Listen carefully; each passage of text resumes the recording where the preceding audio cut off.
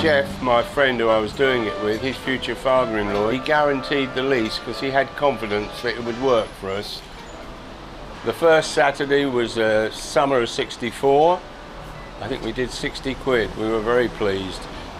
I guess it starts around the age of 14, 15 and making the pilgrimage to the Ivy shop in Richmond on Hill Rise and standing outside that shop with my pals for the first time and then just being blown away by the different colour of Harringtons, the shoes, the Smooths, the Gibsons, the fringe and tassel loafers, the penny loafers, just the whole ensemble of what was the Ivy shop. I remember driving past it with my mum and dad. We were off up to London through Richmond and seeing all these skinheads waiting outside and it looked like a queue outside the shop, and I was really, really gutted that we didn't have time to stop or I could have a look in there. It sort of took on mythical kind of qualities in my mind before I'd even seen it. I assumed it was this giant palatial place, you know, with like hundreds of staff and really well-dressed skinheads queuing up round the block. It had a massive reputation. You put English kids in clothes that were made for advertising executives in 1958. They don't look like American advertising executives. They look like English street urchins, but really well-dressed English street urchins. And they certainly don't look American. It's an odd relationship. Unfortunately, of course, America's lost it. When do you ever meet a well-dressed American these days?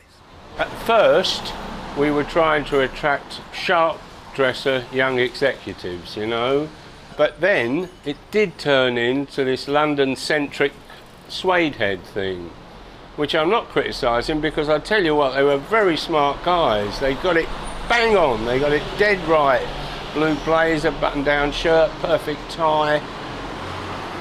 But they were London Jack the lads. There no way were they Harvard graduates. Take my word for it. It was all from the street, you know. You'd see a kid in a dancer on a Thursday night, a bit older, maybe slightly a couple of years older, wearing something that you knew you'd all be trying to wear the week after, and he'd have moved on and they'd have been wearing something else, you know. There were hordes of these, you know, oiks going into his shop, these kind of ill-educated working class kids, but he doesn't look down upon them.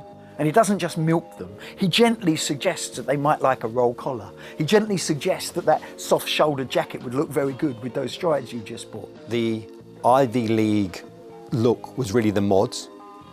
Then the little kids would have been the skinheads that came after that.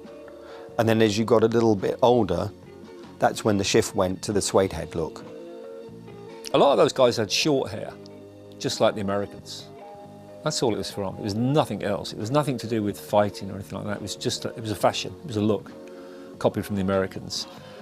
And a lot of them would have like really, almost like a short back and sides, which in '68, even in '69, was just outrageous. One of the great lost periods of that story is the sort of post-skinhead era, Suedehead. And I sort of think of it as the greatest look of all time. It's really what John's always dealt in, because John wasn't a purveyor of skinhead clothes. That's too two-dimensional for John. And this is not two-dimensional skinhead. It's kind of smart, but relaxed. It's kind of street elegant. That's how I think of Suedehead. And it's hankies in pockets.